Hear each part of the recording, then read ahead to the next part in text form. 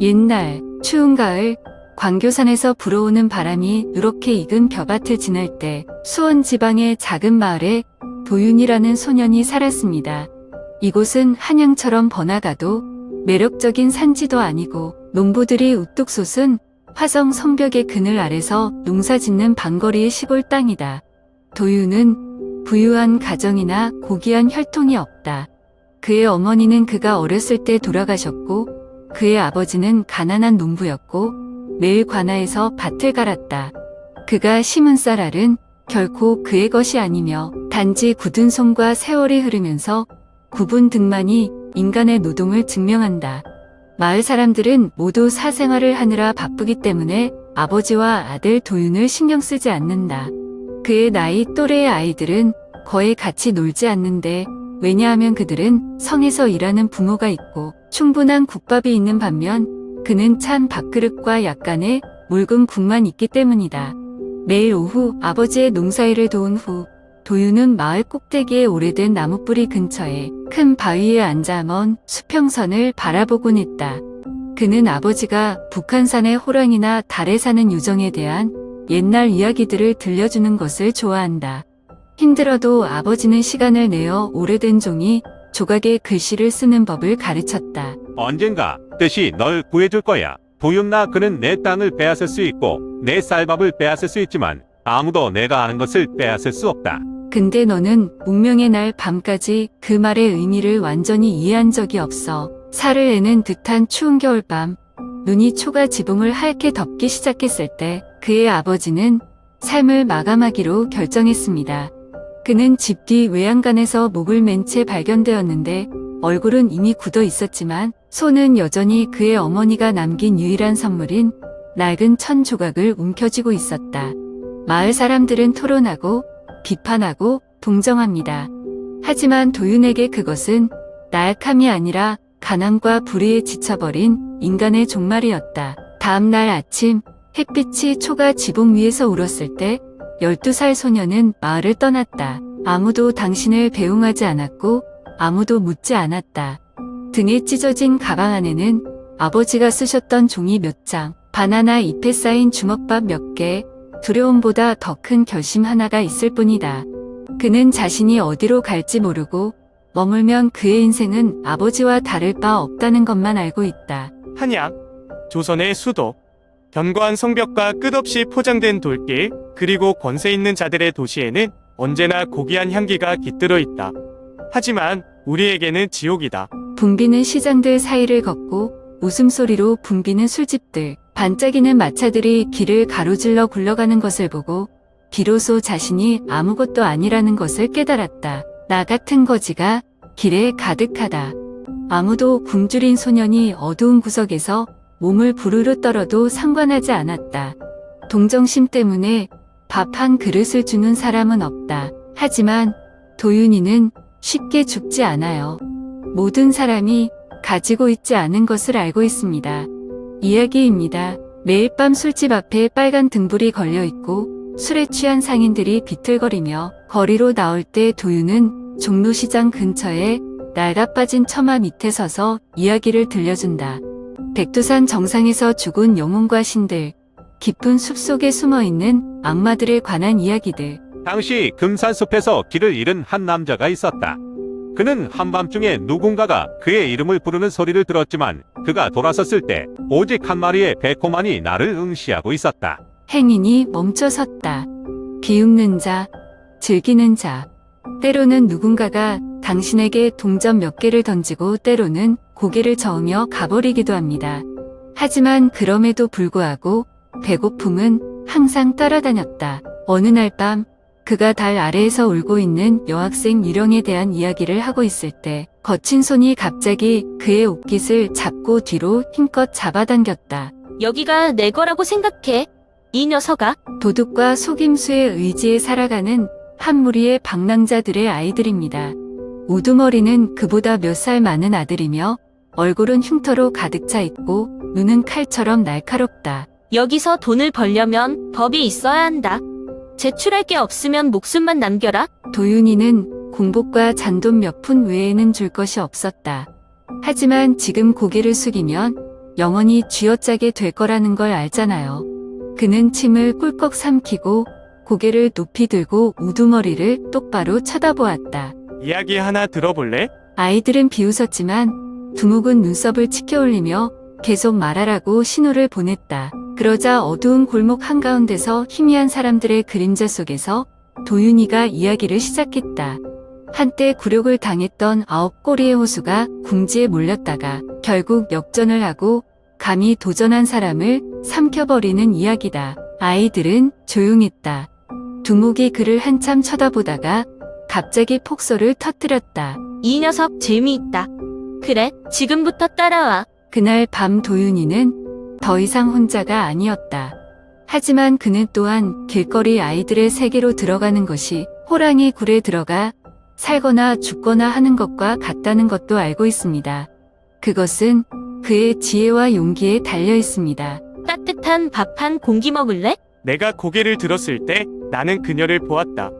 하얀 한복을 입은 한 소녀가 밤의 산들바람에 가볍게 흔들렸다.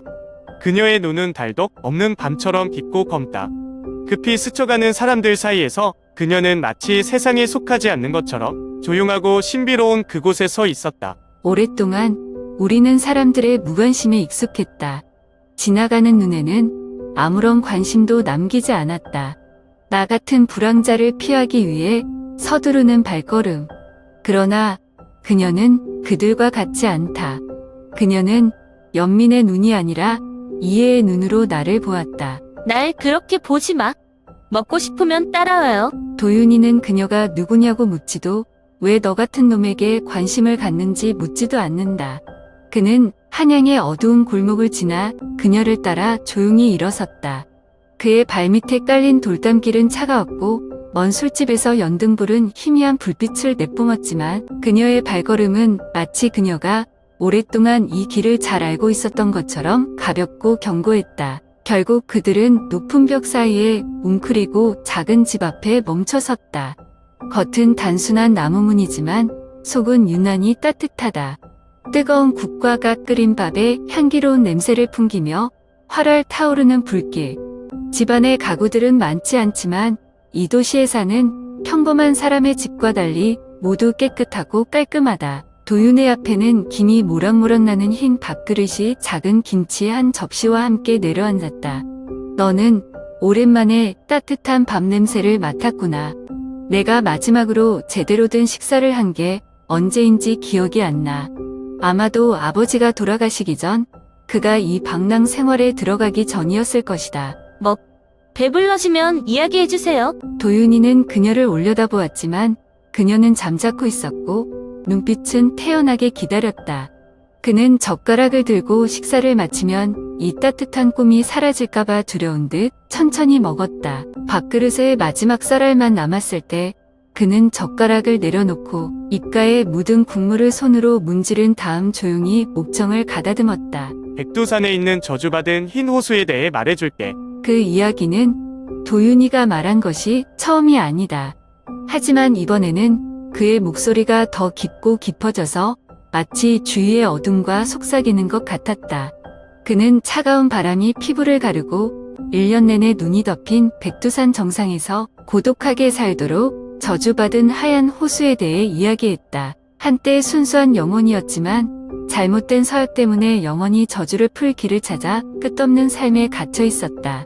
보름달이 뜰 때마다 그 호수가 개울가에 나타나 물에 비친 자신의 그림자를 보고 한숨을 쉬겠다고 한다. 듣는 사람들은 그것을 허황된 이야기라고 생각할 수도 있다. 하지만 도윤에게 그 이야기는 다른 의미가 있다. 그것은 자신의 운명에 갇힌 방랑자가 영원히 탈출구를 찾는 자신의 이야기이다. 그가 멈췄을 때 그녀는 여전히 조용했다. 그러다 갑자기 그녀는 미소를 지었다. 당신은 이야기를 하는데 재능이 있어요. 언젠가 이런 이야기들이 당신의 운명을 바꿀지도 몰라요. 도윤이가 그녀를 바라보자 부엌의 불빛이 그녀의 얼굴에서 부드럽게 춤을 추며 그 깊은 검은 눈동자에 비쳤다. 그녀의 말은 예언처럼 들렸다. 하지만 좋은 징조일까요? 나쁜 징조일까요? 몰라. 단 한 가지 확실한 것은 이 만남 우연이 아니라는 점이다. 한양 하늘에 매달린 달은 차가운 돌 포장도로에 희미한 불빛을 내뿜었다. 소인의 집을 나선 도윤은 생각에 잠긴 채 작은 골목을 천천히 걸었다. 오늘 밤 내가 한 이야기는 소희를 미소 짓게 할 뿐만 아니라 내 이야기들이 단지 몇 푼의 푼돈을 버는 것보다 더 많은 것을 할 수 있다는 것을 깨닫게 해준다. 하지만 내가 골목 어둠 속에서 막 나왔을 때 한 목소리가 들려왔다. 너는 몇 푼의 푼돈보다 더 많이 벌고 싶니? 도윤이는 걸음을 멈추었다. 그의 앞에는 여유로운 모습의 중년 남성이 있었지만 눈빛은 칼처럼 날카로웠다. 그는 관리복장에 꼼꼼한 무늬가 수놓인 외투를 입고 상하 부채를 들고 고요한 밤 동안 조용히 쉬었다. 나는 당신이 이야기를 매우 잘한다고 들었습니다. 나는 재능 있는 사람을 좋아한다. 매일 밤 우리 집에 와서 이야기를 들려주세요. 내가 갖지 못한 것을 너에게 주겠다. 걱정할 필요 없는 삶. 그 말은 도윤처럼 밥을 한 조각씩 얻어먹어야 했던 거지에게 배고픈 사람 앞에 놓인 향긋한 만두나 다름없었다. 하지만 너는 달콤한 말을 믿는 순진한 아이가 아니야. 그는 남자를 쳐다보고 왜 권위를 가진 사람이 너 같은 사람을 필요로 하는지 자문했다. 우리는 그를 봅니다. 눈에는 힘이 넘치고 목소리에는 거부감이 없습니다. 하지만 우리는 이 세상에 너무 좋은 선물에는 항상 대가가 따른다는 것을 알 수 있을 만큼 거리에서 오래 살았습니다. 하지만 이 기회가 가난에서 벗어날 수 있는 문이 될 수 있다는 것도 도윤이는 알고 있다. 먼지가 많은 거리를 계속 질질 끌 수도 있고 다른 미래를 위해 이 기회를 잡을 수도 있습니다. 잠시 침묵한 후 그는 고개를 숙였다. 당신이 이야기를 듣고 싶다면 내가 말하겠다. 그래서 도윤이는 전혀 다른 세계로 들어갔습니다. 권력과 권력의 세계, 관료층의 높은 벽 뒤에 숨겨진 비밀의 세계로 들어갔습니다. 모든 말, 모든 이야기가 양날의 칼이 될 수 있고 당신을 위로 올려보내거나 심연 속으로 밀어넣을 수 있는 세상. 태연경의 덮개 암벽은 높이 솟아 있어 내면의 모든 비밀을 엄폐하고 있다. 붉은 페인트를 칠한 대문, 봉황 날아다니는 용이 새겨진 기둥은 넓은 땅을 조작할 수 있는 자의 권위를 발산한다. 이곳에 들어왔을 때 도윤은 실크와 부의 세계로 들어갈 뿐만 아니라 한마디의 오원이 사람을 흔적도 없이 사라지게 할 수 있는 은밀한 음모들로 가득 찬 곳으로 들어가는 것을 알았다. 관저에서의 첫날 밤, 그는 태연경에게 이야기를 들려달라고 부탁하는 일을 간단히 했다. 신, 악마 방황하는 영혼에 대한 옛 이야기를 매력적인 어조로 들려줘 이 장관의 밤 파티를 더욱 흥미롭게 만들었다.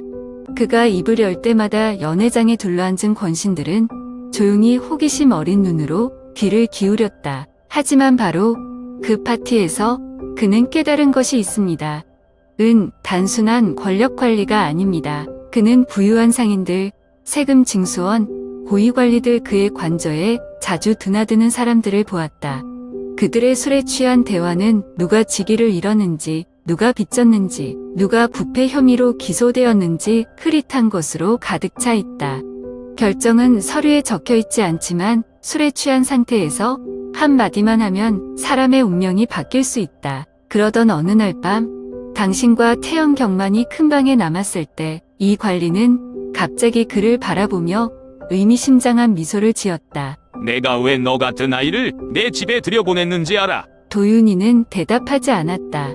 너는 로드 태현 같은 사람이 깊은 의미 없이 질문한 적이 없다는 것을 알고 있다. 너는 똑똑해. 도윤아, 당신은 다른 사람의 관심을 끌 줄 알고 말을 사용하여 다른 사람을 조종할 줄 안다.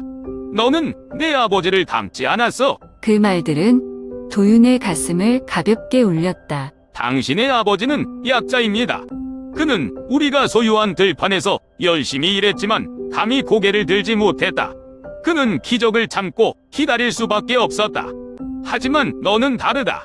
너는 기적을 기다리지 않는다.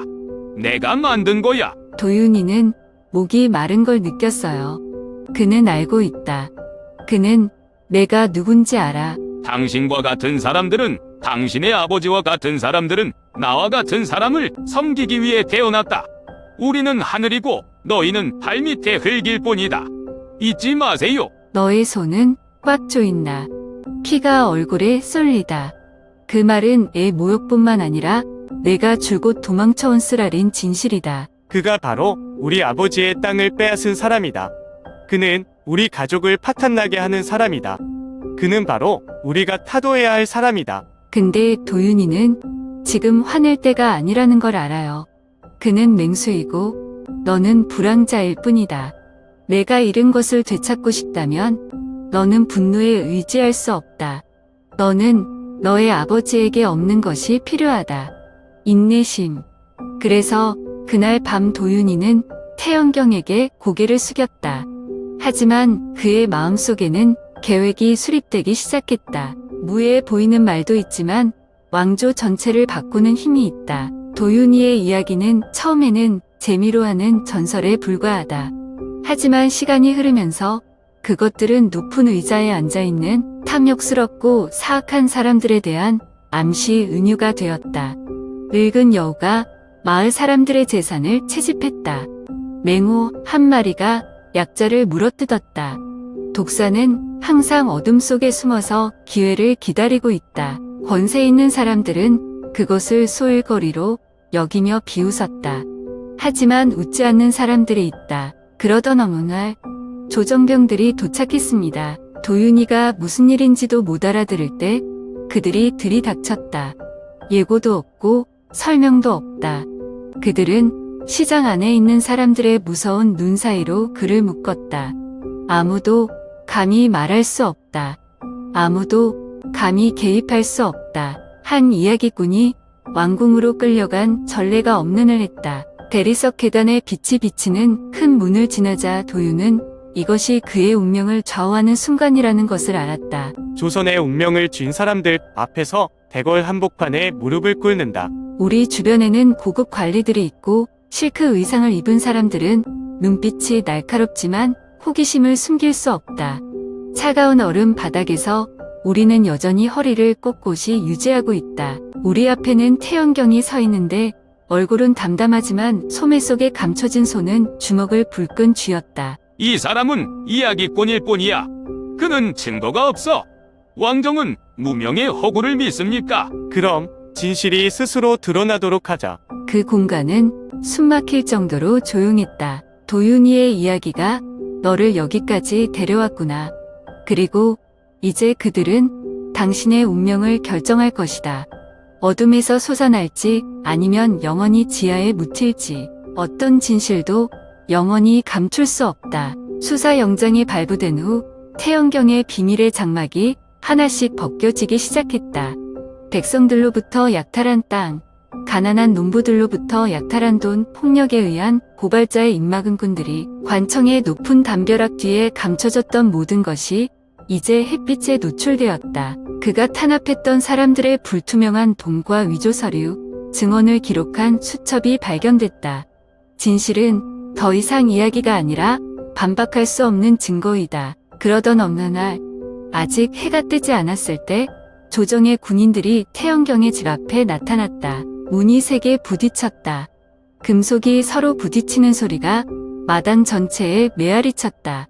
가족은 뿔뿔이 흩어져 도망쳤고 도망자와 떨고 있는 사람은 무릎을 꿇었다. 그는 귀한 비단으로 용을 수놓은 양복을 입고 문으로 달려갔다. 그러나 이번에는 흔히 볼 수 있는 건방진 표정이 아니라 공황 발작만 눈에 띄었다. 안 돼, 나는 조정의 관료다. 할 권리가 없어. 그의 말은 군인들이 그를 끌고 갈 때 막혔다.